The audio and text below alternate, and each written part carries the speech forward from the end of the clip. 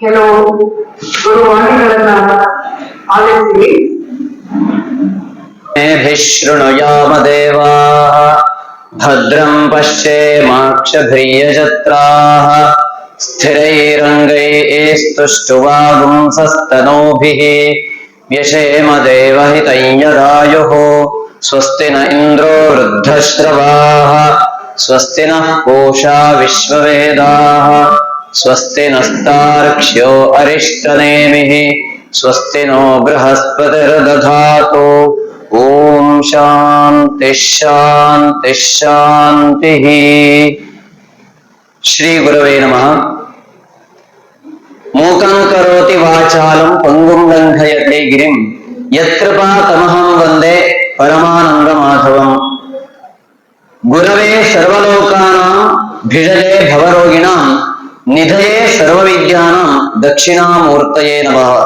ವಾಗೀಶಾದ್ಯಾಃ ಸುಮನಸಃ ಸರ್ವಾರ್ಥಾನಾಂ ಉಪಕ್ರಮೆ ಯಮನತ್ವಾ ಕೃತಕೃತ್ಯಾಃ ಸ್ಯುಃ ತಂ ನಮಾಮಿ ಗಜಾನನಂ. ಅನಂತವಾದದ್ದು. ಹಾಗಾಗಿ ಆ ಶಬ್ದಗಳನ್ನ ನಿಯಮನ ಮಾಡುವುದಕ್ಕೆ, ಅಂದ್ರೆ ಶಬ್ದಗಳ ಅರ್ಥ ಏನು ಅನ್ನೋದನ್ನು ತಿಳ್ಕೊಳ್ಳುವುದಕ್ಕೆ ನಮಗೆ ಶಬ್ದಕೋಶವನ್ನು ಕೊಟ್ಟಿದ್ದಾರೆ. ವೇದವೂ ಹೌದು, ಲೌಕಿಕ ಶಬ್ದಕೋಶವೂ ಹೌದು. ಅದು ಯಾಸ್ಕಾಚಾರ 6 ಭಾಗಗಳಿವೆ. ಅವೇ ಶಿಕ್ಷಾ, ವ್ಯಾಕರಣ, ಛಂದ, ನಿರುಕ್ತಂ, ಜ್ಯೋತಿಷ್ಯಂ, ಕಲ್ಪಃ ಎನ್ನುವಂತೆ. ಶಿಕ್ಷಾ ಎನ್ನುವಂತಹದ್ದು ವರ್ಣ ವಿಚಾರ ಹೇಳಿದ್ರೆ, ವ್ಯಾಕರಣ ಎನ್ನುವಂತಹದ್ದು ಭಾಷೆಯ ಶಬ್ದ ಅನುಶಾಸನ, ಶಬ್ದ ಪ್ರಯೋಗ. ಯಾಕೆ ಅಂತ ಹೇಳಿದ್ರೆ ಏಕಶಬ್ದ ರಮ್ಯ ಜ್ಞಾನ ಸುಪ್ರಯುಕ್ತ ಶಾಸ್ತ್ರಾನ್ವಿತ ಸ್ವರ್ಗೀಯ ಲೋಕಿ ಕಾಮಧೇನು ಎನ್ನುವಂತದ್ದು ನಮಗೆ ಹೇಗೆ ಕೇಳಿದನ್ನ ಕೊಡುತ್ತೋ ಆ ರೀತಿಯಲ್ಲಿ ಒಂದು ಶಬ್ದವನ್ನು ನಾವು ಆಡಿದ್ವಿ ಅಂತಾದ್ರೆ ಅದು ಕಾಮಧೇನುವಿಗೆ ಸಮಾನ.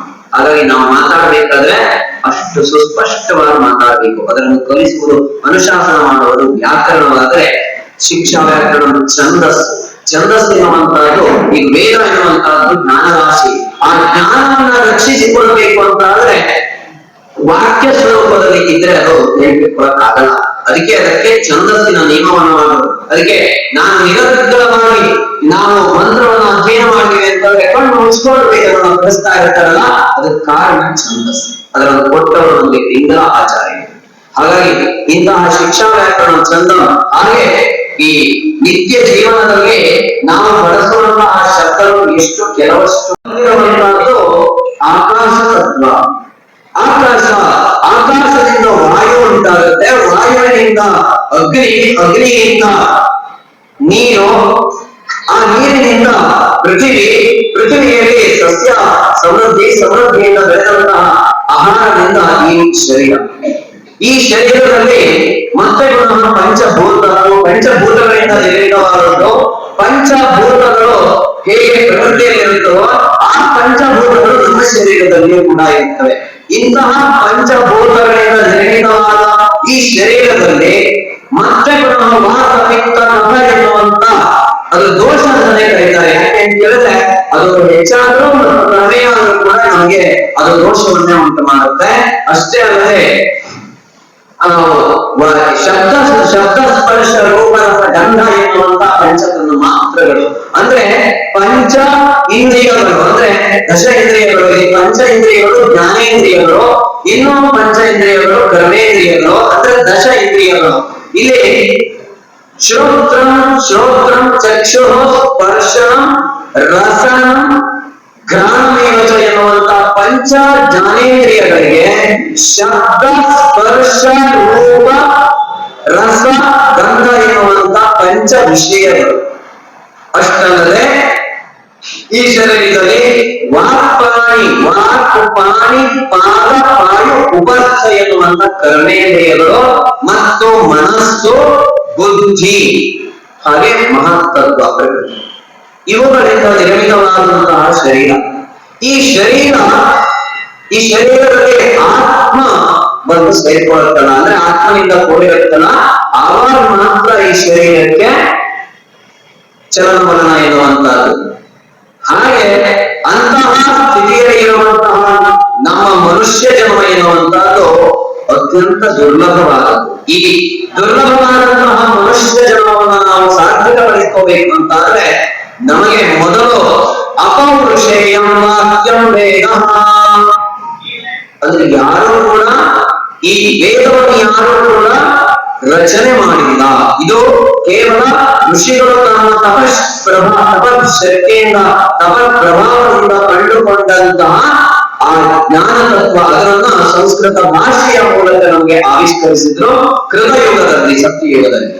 ಅಂತಹ ಆ ಒಂದು ತತ್ವವನ್ನ ವೇದವ್ಯಾಸ ಮಹರ್ಷಿಗಳು ಏನಾಗುತ್ತೆ, ಕೃತಯುಗದಲ್ಲಿ ಇದ್ದಕ್ಕಿಂತ ಜೀವಿಯ ವಯಸ್ಸು ಎನ್ನುವಂತಹದ್ದು ತ್ರೈತಾಯುಗದಲ್ಲಿ ಕಡಿಮೆಯಾಗುತ್ತೆ, ತ್ರೈತಾಯುಗಕ್ಕಿಂತ ದ್ವಾಪರಾಯುಗದಲ್ಲಿ ಕಡಿಮೆಯಾಗುತ್ತೆ, ಕಲಿಯುಗದಿಂದ ಕಡಿಮೆಯಾಗುತ್ತೆ, ಕಲಿಯುಗದ ಪ್ರಾರಂಭದಲ್ಲಿ ಇದ್ದಷ್ಟು ಕೊನೆಗೆ ಇರ್ತಾ ಇದೆ, ನಾವೇ ನೋಡ್ತಾ ಇದ್ದೀವಿ. ಹೀಗೆ ಆ ಒಂದು ಜೀವಿಯ ಆಯಸ್ಸು ಎನ್ನುವಂತಹದ್ದು ಕಡಿಮೆಯಾಗುತ್ತೆ ಎನ್ನುವಂತಹದ್ದು, ಅಂದ್ರೆ ಆ ಒಂದು ಜ್ಞಾನವನ್ನ ರಕ್ಷಣೆ ಮಾಡುವುದು ಬಹಳ ಕಷ್ಟವಾಗುತ್ತೆ ಎನ್ನುವಂಥದ್ದನ್ನ ಎಂತಹ ದೂರದೃಷ್ಟಿ, ಎಂತಹ ಶಕ್ತಿ ನೋಡಿ ವ್ಯಾಸ ಮಹರ್ಷಿಗಳದು. ಆಗ ಅವರು ಆ ವೇದವನ್ನ ಯಜ್ಞಾನುಷ್ಠ ವೇದೋ ಎನ್ನುವಂತೆ ಆ ವೇದವನ್ನ ಅಧ್ಯಯನ ಮಾಡಿ ಆ ವೇದವನ್ನ ಕ್ರಮಗಳನ್ನ ನಾವೆಲ್ಲರೂ ಕೂಡ ಆಚರಿಸಬೇಕು. ಇದು ಮುಂದೊಂದು ದಿನ ಕಲಿಯುಗದಲ್ಲಿ ಅಥವಾ ದ್ವಾಪರಾಯುಗದ ಕೊನೆಯಲ್ಲಿ ಇದು ಪೂರ್ಣ ಜ್ಞಾನ ನಮಗೆ ಸಿಗದೆ ಹೋಗಬಹುದು ಎನ್ನುವಂತಹ ದೂರದೃಷ್ಟಿಯಿಂದ ವೇದಗಳನ್ನು 4 ವಿಭಾಗವಾಗಿ ಆ ಜ್ಞಾನ ರಾಶಿಯನ್ನ ವಿಭಾಗವಾಗಿ ಮಾಡಲು ಒಬ್ಬೊಬ್ಬ ಶಿಷ್ಯರಿಗೆ ಅದನ್ನು ಅನುಗ್ರಹಿಸಿದ್ರು. ಋಗ್ಯಜಸ್ಸಾಮ ಅಥರ್ವ ಎನ್ನುವಂತೆ ಇಂತಹ ಈ ವೇದದಲ್ಲಿ ಇರುವಂತಹ ತತ್ವಗಳನ್ನ ಚೆನ್ನಾಗಿ ಮತ್ತೆ ವಿಭಾಗ ಮಾಡಿದ್ರು. ಸಂಹಿತಾ, ಬ್ರಾಹ್ಮಣ, ಆರಣ್ಯಕ, ಉಪನಿಷತ್ ಎನ್ನುವಂತಹದ್ದು.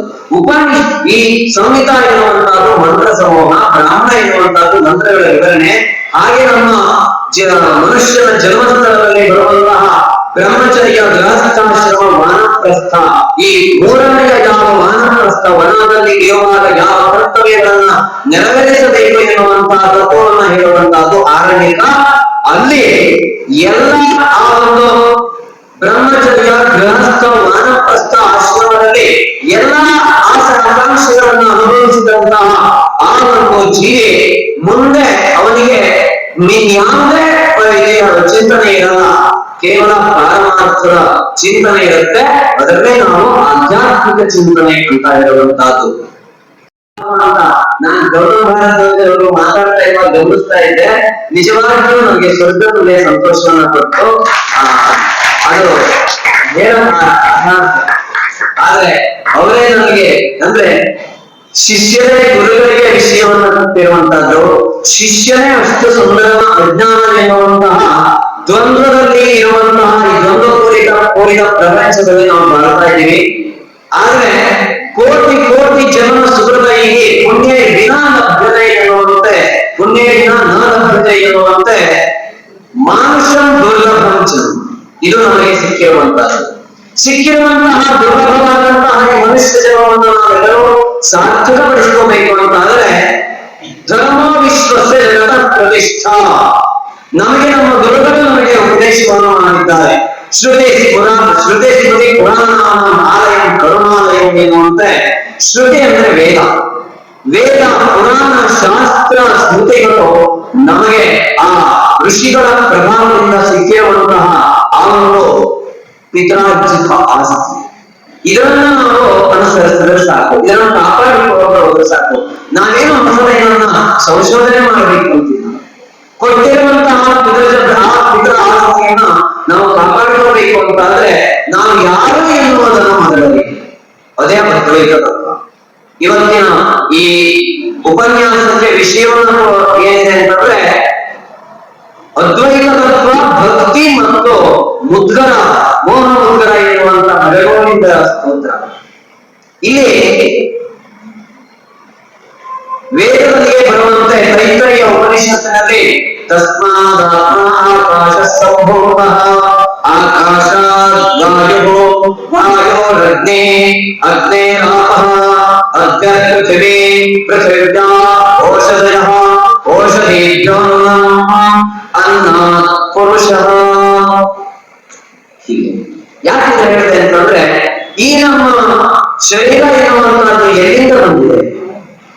ತಸ್ಮಾತ್ ಬ್ರಹ್ಮ ಅಂದ್ರೆ ಇಡೀ ಪ್ರಪಂಚದಲ್ಲಿ ಭರಣೆ ಅಂದ್ರೆ ಇಡೀ ಪ್ರಪಂಚವನ್ನು ಆವರಿಸಿರುವಂತ ಆ ಒಂದು ಮಹಾಶಕ್ತಿಯ ತತ್ವ ಇರುತ್ತೋ ಅದಕ್ಕೆ ಬ್ರಹ್ಮ ಅಂತ ಕರಿತೀವಿ ನಾವು. ನನ್ನಲ್ಲಿ ಒಂದು ಆತ್ಮ, ನಿಮ್ಮಲ್ಲಿ ಒಂದು ಆತ್ಮ, ಎಲ್ಲರಲ್ಲಿ ಒಂದು ಜನ್ಮವೆತ್ತಂತಹ ಸ್ಥಳದಲ್ಲಿ ಗೌರವ ಸಿಕ್ಕಿತು ಅಂತಂದ್ರೆ ಅದು ಸ್ವರ್ಗ ತುಲ್ಯ. ಅಂತಹ ಒಂದು ಸೌಭಾಗ್ಯ ನನಗೆ ಈ ಗಣಪತಿ ಗುರು ಈ ಒಂದು ಕಾರಣದಿಂದ ಲಭಿಸಿದ್ದು. ಎಲ್ಲರಿಗೂ ನಾನು ಹೃತ್ಪೂರ್ವಕ ಅಭಿನಂದನೆಯನ್ನ ಸಲ್ಲಿಸುತ್ತಾ ಆ ಮೂಲಕ ಕಲಾವತಿ ಸುರೇಶ್ ಅವರ ಬಂಧು ಇನ್ನು ಅದು ಒಂಥರ ಸಡಗರ. ನನಗೆ ಅವ್ರ ಮನೆಗೆ ಹೋದ್ರೆ ಒಂಥರ ಮನೆಯಲ್ಲಿ ಇದ್ದೀನಿ ಅನ್ನುವಂತೆ ಅವ್ರ ಆತರ ಅವರ ಆ ಕುಟುಂಬ ಬಾಂಧವರು ಎಲ್ಲರೂ ಕೂಡ ಆ ರೀತಿಯಲ್ಲಿ ನನಗೆ ಬೆಂಗಳೂರಿನಲ್ಲಿ ಮನೆಯನ್ನ ತಲುಪಿಸಿದ್ದಾರೆ. ಅದು ನನ್ನ ನಾನು ಅದಕ್ಕೆ ಚಿರಋಣಿ. ಇಂತಹ ಒಂದು ಸೌಭಾಗ್ಯದ ಶುಭ ಸಂದರ್ಭದಲ್ಲಿ ಸುವರ್ಣ ಭಾರತಿ ಎನ್ನುವಂತಹ ಈ ಒಂದು ಉತ್ಸವ ಅಂತಾನೆ ಹೇಳ್ಬೋದು. ಯಾಕೆಂತ ಕೇಳಿದ್ರೆ ಉತ್ಸವತೆ, ನಮ್ಮ ಮನಸ್ಸನ್ನ ಉತ್ತುಂಗಕ್ಕೆ ಕರೆದುಕೊಂಡು ಹೋಗುವಂತಹ ಮಾರ್ಗ, ಅದು ಉತ್ಸವ. ಇಂತಹ ಈ ಜಗದ್ಗುರುಗಳ ಆ ಒಂದು ಮಹೋತ್ಸವವನ್ನ ಎಷ್ಟು ಸಂಭ್ರಮವಾಗಿ ನೀವು ಮಾಡ್ತಾ ಇದ್ದೀರಾ. ಇಡೀ ಲೋಕದಲ್ಲಿ ಅದು ನಡೀತಾ ಇರುವಂತಹದ್ದು. ಅದರೊಳಗೆ ನನಗೊಂದು ಚಿಕ್ಕ ಒಂದು ಅವಕಾಶ ಕೊಟ್ಟಿದ್ದಕ್ಕೆ ನಾನು ಅತ್ಯಂತ ಚಿರಋಣಿ ಅಂತ ಹೇಳ್ತಾ ನನಗೆ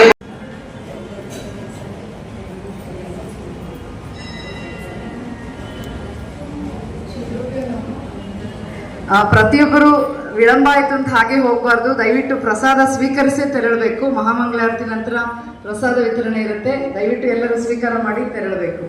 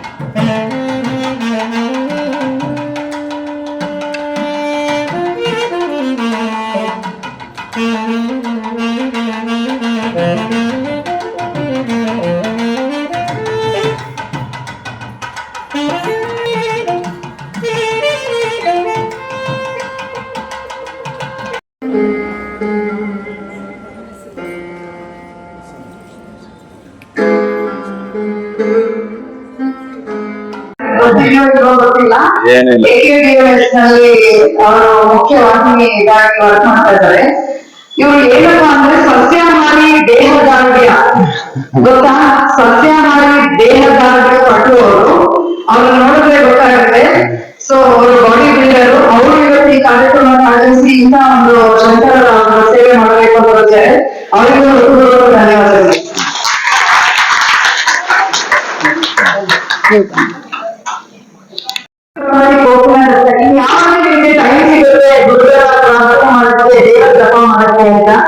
ಈಗಿನ ಯುವ ಪೀಳಿಗೆಗಳಂತೂ ದೇವರ ಕಡೆ ತಿರುಗು ಮಾಡಲ್ಲ, ಎಲ್ಲೊಬ್ಬೊಬ್ರು ಇದ್ದಾರೆ ಅಷ್ಟೇ. ಹಾಗಾಗಿ ಈಗಿನ ಯುವ ಪೀಳಿಗೆಗಳು ಇನ್ನು ಅವರ ಮಕ್ಕಳಿಗೆ ಹೇಗೆ ಮಾದರಿ ಆಗ್ತಾರೆ, ಅವರ ಸಂಸ್ಕಾರ ನಮ್ಮ ಸಂಸ್ಕೃತಿಯನ್ನ ಬೆಳ್ತಾ ಹೋದ್ರೆ ಅದನ್ನ ಅವರ ಮಾಡಲು ಪ್ರಜಾವಿನಲ್ಲೇ ತಿಳಿಸಿದ್ದಾರೆ. ಎಷ್ಟು ಅಂದವಾಗಿ ತಿಳಿಸಿದ್ದಾರೆ. ಇದನ್ನೆಲ್ಲ ನಾವು ಅರಿತು ಹೆಚ್ಚಿನ ಯುವಕರು ಇಂಥ ಕಾರ್ಯಕ್ರಮಗಳಲ್ಲಿ ಭಾಗವಹಿಸಬೇಕು ಅಂತ ನನ್ನ ಪ್ರಾರ್ಥನೆ. ಈಗ ಶ್ರೀಯುತ ಗೌತಮ್ ಭರದ್ವಾಜ್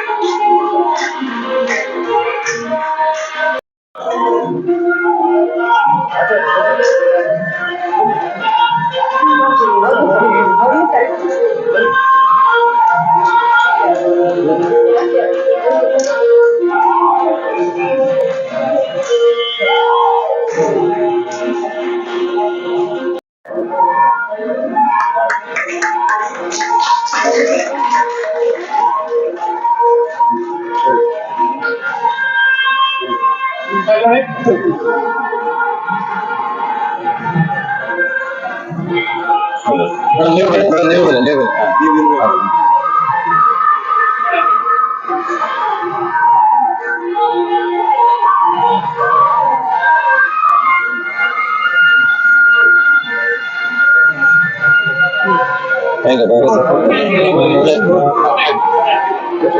ಚರಿತ್ರೆಯನ್ನು ನಾವು ಹೇಳ್ತಾ ಇರಬೇಕಾದ್ರೆ ಆ ಸುವರ್ಣ ಚರಿತ್ರೆಯಲ್ಲಿ ಜಗದ್ಗುರು ಭಾರತೀ ತೀರ್ಥರ ಮಹಾಸ್ವಾಮಿಗಳವರ ತಪಶಕ್ತಿಯನ್ನು ನೋಡಿ ಎಷ್ಟು